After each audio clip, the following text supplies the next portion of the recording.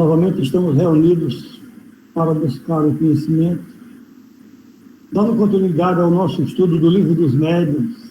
Estamos na segunda parte do capítulo 14, que tem como título Dos Médiuns. Novamente eu vou lá para a primeira página do nosso livro, na introdução, porque esse é um ponto que a gente precisa verdadeiramente aprender e repetir nunca é demais. E aí, aqui, no terceiro parágrafo da introdução, Kardec diz assim: enganar-se-ia igualmente quem cresce encontrar nesta obra, o Livro dos Médiuns, uma receita universal e infalível para formar médiuns. Conquanto cada um encerre em si mesmo o germe das qualidades necessárias para tornar-se médium, essas qualidades não existem senão em graus muito diferentes. E seu desenvolvimento provém de causas que não dependem de ninguém fazê-las nascer à vontade. As regras da poesia, da pintura e da música não fazem nem poetas, nem pintores e nem músicos daquele que não lhes tem um gênio. Elas guiam o emprego das faculdades naturais. Ocorre o mesmo com o nosso trabalho. Seu objetivo é indicar os meios de desenvolver a faculdade medianímica, tanto quanto permitam as disposições de cada um e, sobretudo, dirigir o emprego de maneira útil quando a faculdade existe. Mas nisso não está a finalidade única a que nos propusemos. Portanto, Kardec está colocando aqui que esse livro ele vai nos orientar a como a gente realmente fazer uma utilização verdadeiramente salutar da mediunidade que se desenvolve em nós. É para isso que ele elaborou esse livro. Lógico, a gente sabe que tudo orientado pelos Espíritos. Capítulo 14 dos médiuns. Nesse capítulo a gente vai ver médiuns de efeitos físicos, pessoas elétricas, médiuns sensitivos ou impressionáveis, médiuns audientes, médiuns falantes, médiuns videntes, sonâmbulos, curadores e pneumatógrafos. Então vamos fazer uma leitura e trocar ideias. É interessante a temática, rica em curiosidades, para a gente realmente explorar. Item 159. Toda pessoa que sente em um grau qualquer a influência dos espíritos, por isso mesmo é médium. Só esse ponto aí já está dizendo que todos nós somos. Porque se nós temos o anjo da guarda, se nós temos o bom espírito, se nós temos o orientador, que nos sugere constantemente alguma coisa, que nós estamos em comunicação com os espíritos. Então, somos médios. Mas vamos avançar. Esta faculdade é inerente ao homem e, por consequência, não é privilégio exclusivo. Também são poucos nos quais não se encontram alguns rudimentos dela. Pode-se, pois, dizer que todo mundo é mais ou menos médio. Todavia, usualmente, esta qualificação não se aplica senão àqueles nos quais a faculdade medianímica está nitidamente caracterizada e se traduz por efeitos patentes de uma certa intensidade, o que depende, pois, de um organismo mais ou menos sensível. De outra parte, deve-se anotar que esta faculdade não se revela em todos do mesmo modo. Os médiuns têm geralmente uma aptidão para tal ou tal ordem de fenômenos, e que lhe resulta tantas variedades quantas sejam as espécies de manifestações. As principais manifestações são os médios de efeitos físicos, os médios sensitivos ou impressionáveis, audientes, falantes, videntes, sonâmbulos, curadores, cinematógrafos, escreventes ou psicógrafos. E ele coloca, primeiro, médios de efeito físico, item 160. Os médios de efeito físico são mais especialmente aptos a produzirem fenômenos materiais, tais como os movimentos dos corpos inertes, os ruídos, etc. Podem-se dividi-los em médios facultativos e médios involuntários. E ele continua explicando. Os médios facultativos são aqueles que têm consciência do seu poder e que produzem fenômenos espíritas por ato da sua vontade. Então, aquele cara que vai à casa espírita e lá ele vai exercitar a sua faculdade, que ele sabe que tem, aquele é o médium facultativo. Ele sabe e ele se coloca à disposição para que os espíritos se utilizem da sua instrumentalidade mediúnica. Essa faculdade, se bem que é inerente à espécie humana, como já dissemos, está longe de existir entre todos no mesmo grau.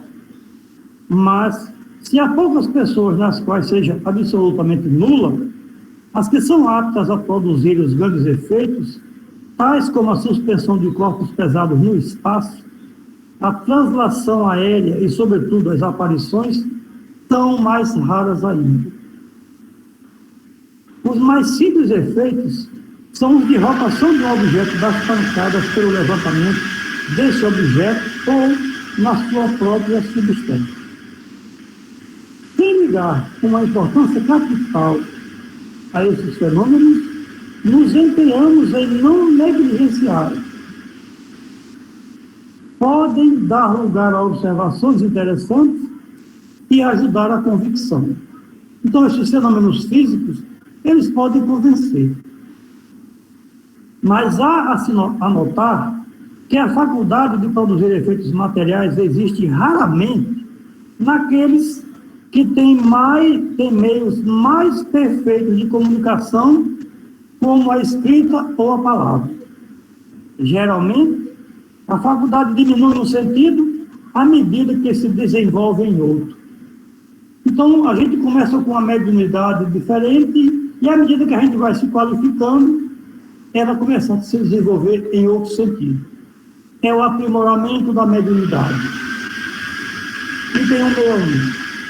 Os médios involuntários ou naturais são aqueles cuja influência se exerce com seu desconhecimento. Então, acontece coisas na casa da pessoa e ela não sabe que é ela que está favorecendo a ocorrência da manifestação de algum espírito. Isso aí é muito comum, a gente sabe disso.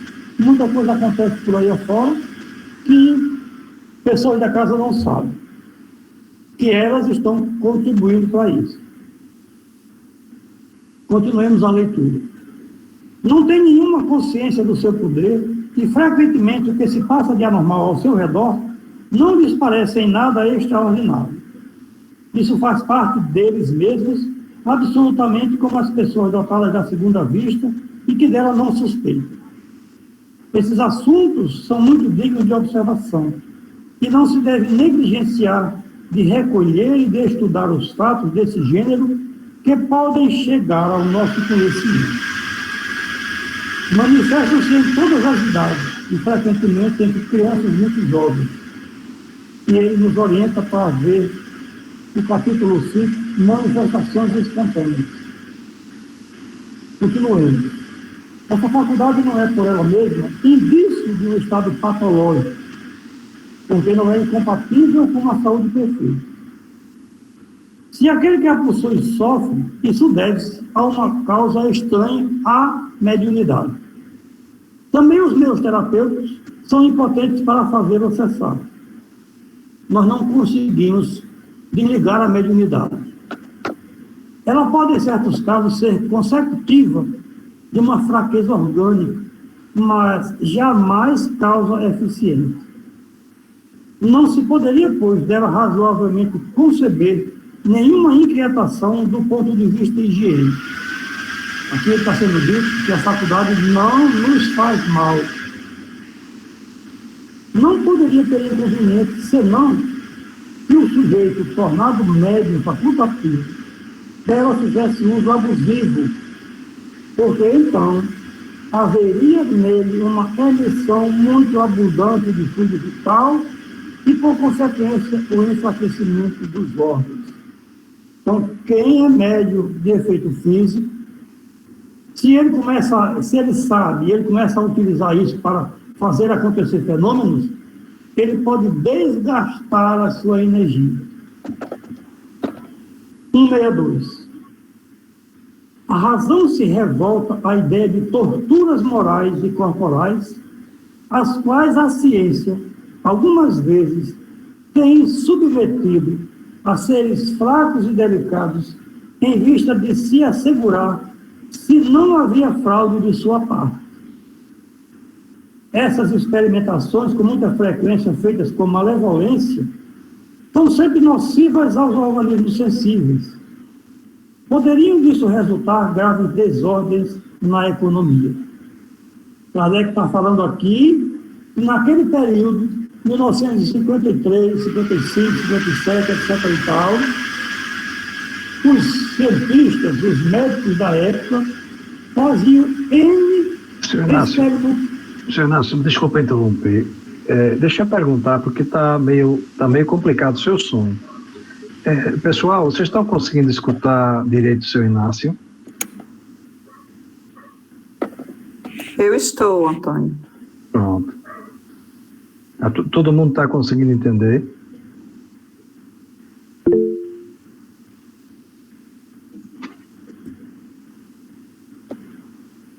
Pronto. Então, seu Inácio, é que está fazendo, aquele ventilador está fazendo um ruído grande. E aí, mas já que não tem outro jeito, né, então vamos continuar, tá certo? O pessoal deixar... Bom, vamos seguir. Tá certo. É interessante que esteja ouvindo. Então, se realmente, se não estiver legal, não avise. Se você tiver como passar para o seu telefone, o som é melhor. Porque aí fica bastante desagradável, entendeu? Fica um ruído que parece que tem uma varinha mágica aí. Eu pensei que... Antônio, tá dando para compreender agora com esse ruído, né? É porque incomoda. Para quem está, pelo menos para mim que estou com os auscultadores aqui, estou com o negócio aqui, fica chato. Mas se você conseguisse, seria ótimo.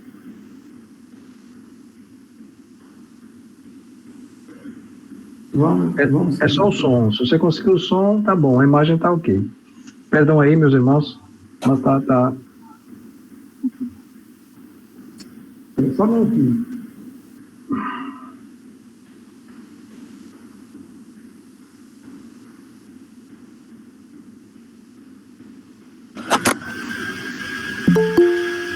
Estão me ouvindo? Agora estão me ouvindo?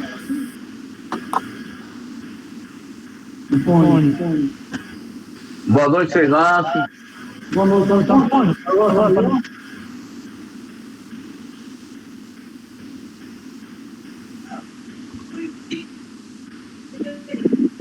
Antônio? Estamos escutando, Inácio. Agora é só ajeitar o celular e voltar.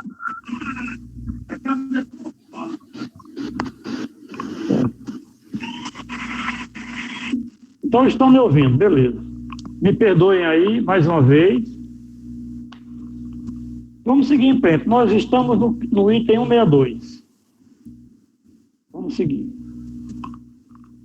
A razão se revolta à ideia de torturas morais e corporais, às quais a ciência, algumas vezes, tem submetido a seres fracos e delicados em vista de se assegurar se não havia fraude de sua parte. Essas experimentações, com muita frequência, feitas com malevolência, são sempre nocivas aos organismos sensíveis. Poderiam disso resultar grave desordem na economia. Como eu falei, Eles trancavam as pessoas dentro de uma cabine de ferro, amarravam os braços, as pernas, faziam várias experimentações para que eles tivessem a certeza de que o médium não estava interferindo no fenômeno. É a isso que Allan Kardec, está se referindo aqui. Fazer tais provas é jogar com a vida. O observador de boa-fé não tem necessidade do emprego desses meios. Aquele que está familiarizado com essas espécies de fenômenos sabe, aliás, que pertencem mais à ordem moral do que à ordem física, e que se lhe procuraria inutilmente a solução nas ciências exatas. Pelo fato desses fenômenos prenderem-se à ordem moral, deve-se evitar, com um cuidado não menos escrupuloso, tudo o que pode superexcitar a imaginação. Sabem-se os acidentes que o medo pode ocasionar e haveria menor imprudência se conhecessem todos os casos de loucura e de epilepsia que tiveram sua origem nos contos de lobisomens e de espantalhos. Que seria, pois, se persuadisse de que é o diabo. Aqueles que propagam tais ideias não sabem a responsabilidade que assumem. Podem matar. Ora, o perigo não está apenas para o sujeito, mas também para todos os que o cercam e que podem estar amedrontados com o pensamento de que sua casa é um antro de demônios. Foi essa crença funesta que causou tantos atos de atrocidades nos tempos da ignorância. Com um pouco mais de discernimento, entretanto, haveria de se pensar que, queimando os corpos supostamente possuídos pelo diabo, não se queimava o diabo. Uma vez que queira desfazer-se do diabo, era a ele que se devia matar. A doutrina espírita, em nos esclarecendo sobre a verdadeira causa de todos esses fenômenos, lhe dá o golpe de misericórdia. Longe, pois, de fazer nascer esse pensamento, deve-se, e é um dever de moralidade e de humanidade, combatê-lo se ele existe.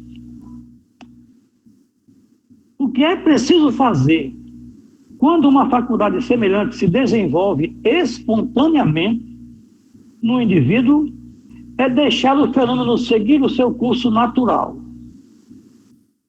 A natureza é mais prudente do que os homens. A providência, aliás, tem seus objetivos, e o menor pode ser instrumento dos maiores desígnios. Mas é preciso nisso convir, esses fenômenos, algumas vezes, adquirem proporções fatigantes e importunas para todo mundo. Aqui, ele coloca uma nota de rodapé, que é interessante que vocês vejam que ele está falando lá no Espírito Batedor de Bergsaber, na Revista Espírita de 1858, no mês de maio. São 4 artigos sobre esse Espírito Batedor. Essa ocorrência, uma jovem de 11 anos na Alemanha, que foi relatado no jornal alemão, ocorreu durante 2 anos e eram fenômenos inúmeros, variados.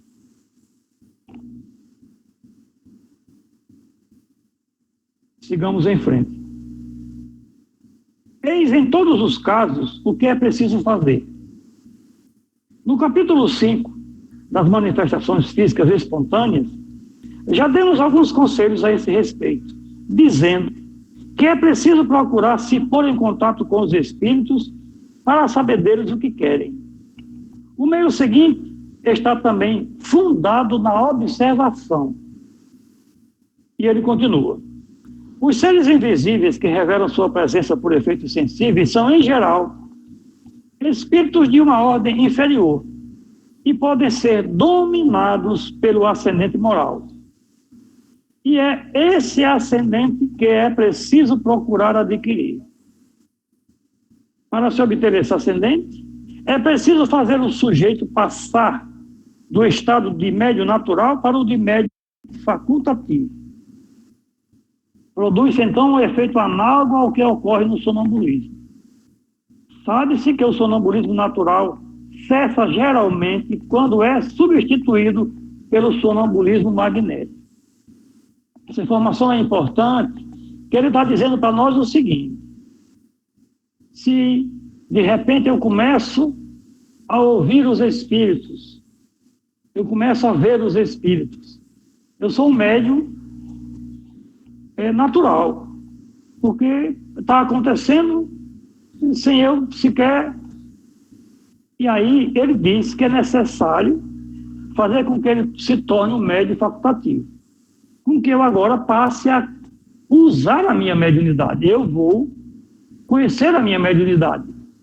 É aí onde entra o trabalho das casas espíritas, na orientação mediúnica, na evolução da mediunidade, na orientação do seu uso. E aí entra o que foi dito. Com esse estudo, eu vou entendendo que eu preciso estar melhor moralmente para que eu possa ter a dominação do fenômeno mediúnico e dos espíritos que se utilizam da minha mecânica mediúnica. Sigamos na leitura. Não se detém a faculdade emancipadora da alma, porém, se lhe dá outro curso. Ocorre o mesmo com a faculdade medianímica. Para esse efeito, em lugar de entravar os fenômenos, o que se consegue raramente, e o que não é sempre sem perigo, é preciso excitar o médium a produzi-los à sua vontade, impondo-se sobre o espírito. Por esse meio, consegue dirigi-lo e de um dominador, algumas vezes tirânico, faz dele um ser subordinado e frequentemente dócil. Ele está citando aqui o caso do espírito batedor de Bertrand, que dominava e fazia o que queria com a criança, uma jovem de 11 anos de idade. Um fato digno de nota e justificado pela experiência é que, em semelhante caso, uma criança tem tanta e a miúdo mais autoridade do que um adulto. Prova nova em apoio a esse ponto capital da doutrina de que o espírito não é criança senão pelo corpo e que tem por si mesmo um desenvolvimento necessariamente anterior à sua encarnação atual. Desenvolvimento que ele pode dar o ascendente sobre os espíritos que lhes são inferiores. A moralização do espírito, pelos conselhos de uma terceira pessoa, influente e experimentada, se o médium não está no estado de fazê-lo, é frequentemente um meio muito eficaz. Ao assunto retornaremos mais adiante. Esse item aqui, ele está falando no dialogador da mesa mediúnica, daquele que vai tentar fazer a doutrinação, a orientação dos espíritos que se manifestam através dos médiuns. Observe que, no período de Kardec, era o próprio médium que conversava com o espírito, que orientava o espírito. Agora, não. Agora a gente pode conversar diretamente com a entidade, como se estivesse conversando com um semelhante nosso, encarnado. Quem frequenta a mesa mediúnica sabe disso. E é esse o objetivo da mediunidade falante, vamos dizer assim. Item 163. É a essa categoria de médios que pareceria pertencerem às pessoas dotadas de uma certa dose de eletricidade natural, verdadeiros torpedos humanos, produzindo pelo simples contato todos os efeitos da atração e da repulsão. Entretanto, seria errado considerá-los como médiuns, porque a verdadeira mediunidade supõe a intervenção direta de um espírito. Aqui estamos falando dos médiuns elétricos que ele colocou aqui na sua classificação. Ora, no caso do qual falamos, experiências concludentes provaram que a eletricidade é o único agente desses fenômenos. Essa faculdade bizarra, que se poderia quase chamar de uma enfermidade, algumas vezes pode se aliar à mediunidade como se pode ver na história do espírito batedor de Bergzaber. Mas, quase sempre, é completamente independente. Como dissemos, só na prova da intervenção dos espíritos está o caráter inteligente das manifestações, e todas as vezes que esse caráter não existir, há fundamento para lhes atribuir uma causa puramente física. Então, é preciso analisar o que está ocorrendo para que a gente saiba verdadeiramente se é mediúnico ou se é físico.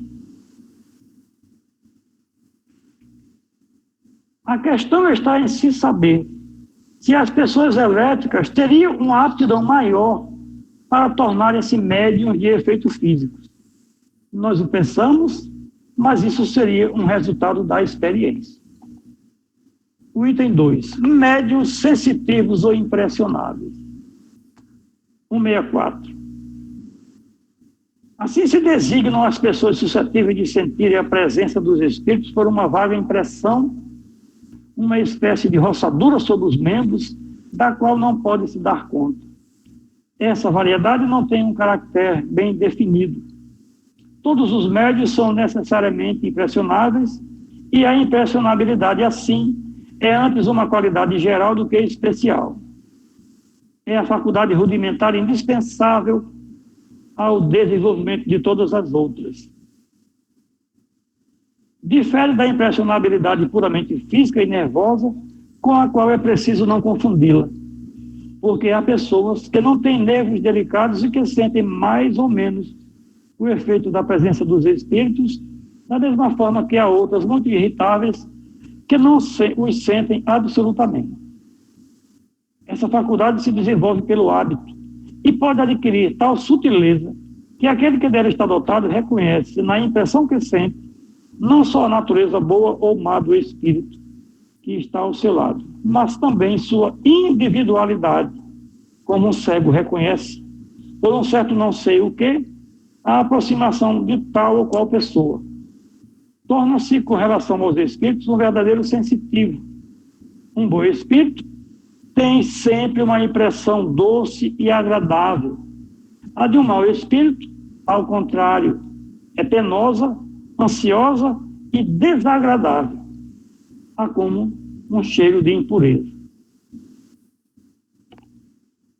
Médiuns audientes, 165. Eles ouvem a voz dos espíritos, como dissemos, falando da pneumatofonia. Algumas vezes é uma voz íntima que se faz ouvir no foro íntimo, interior. De outras vezes é uma voz exterior, clara e distinta como a de uma pessoa viva. Os médiuns audientes podem, assim, entrar em conversação com os espíritos. Quando têm o hábito de se comunicarem com certos espíritos, os reconhecem imediatamente pelo caráter da voz.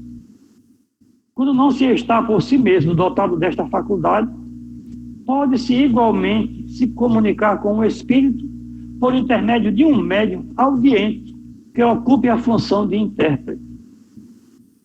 Esta faculdade é muito agradável quando o médium não ouve senão os bons espíritos, ou somente aqueles que chama. Mas não ocorre o mesmo quando o mau espírito se obstina junto dele e o faz ouvir a cada minuto as coisas mais desagradáveis e algumas vezes as mais inconvenientes. Será preciso, pois, dele se desembaraçar pelos meios que indicaremos no capítulo da obsessão. E para a gente fechar a nossa leitura de hoje, o item 4, médiuns falantes. 166. Os médiuns audientes que apenas transmitem o que ouvem não são, propriamente falando, médiuns falantes. Esses últimos, com muita frequência, não ouvem nada. Neles, o Espírito atua sobre os órgãos da palavra, como atua sobre a mão dos médiuns escreventes. O Espírito, querendo se comunicar, serve-se do órgão do qual encontra mais flexibilidade do médium. De um empresta a mão, de outro a palavra, de um terceiro, o ouvido. O médium falante se exprime geralmente sem ter a consciência do que diz e, frequentemente, diz coisas completamente fora das suas ideias habituais, de seus conhecimentos e mesmo do alcance de sua inteligência. Embora esteja perfeitamente desperto e no estado normal, raramente conserva a lembrança do que diz. Em suma, a palavra é nele um instrumento do qual se serve o espírito e com o qual uma pessoa estranha pode entrar em comunicação, como pode fazê-lo por intermédio do médium audiente. A passividade de um médium falante não é sempre bastante completa. Há os que têm a intuição do que dizem no próprio momento em que pronunciam as palavras. Voltaremos sobre esta variedade quando tratarmos dos médiuns intuitivos. E aí a coisa vai se complicando a cada momento. Certo? Essa leitura de hoje, essa temática de hoje já tem material bastante para a gente discutir.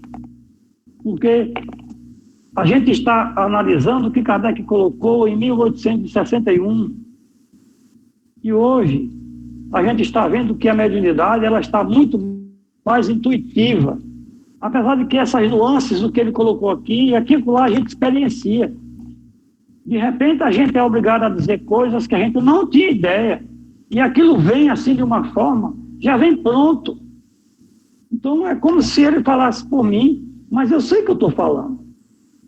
Mas existe algo que altera o meu senso, digamos assim, de raciocínio. Eu não sei como é que aquilo se passou, mas eu sei que se passou. Então, é a intuição com, digamos, o médium que é falante, orador, vamos colocar dessa forma. Portanto, meus irmãos, pedindo desculpa pelo problema do barulho na audição na aula de hoje, eu vou encerrar por aqui para a gente trocar ideias e apresentar os nossos questionamentos.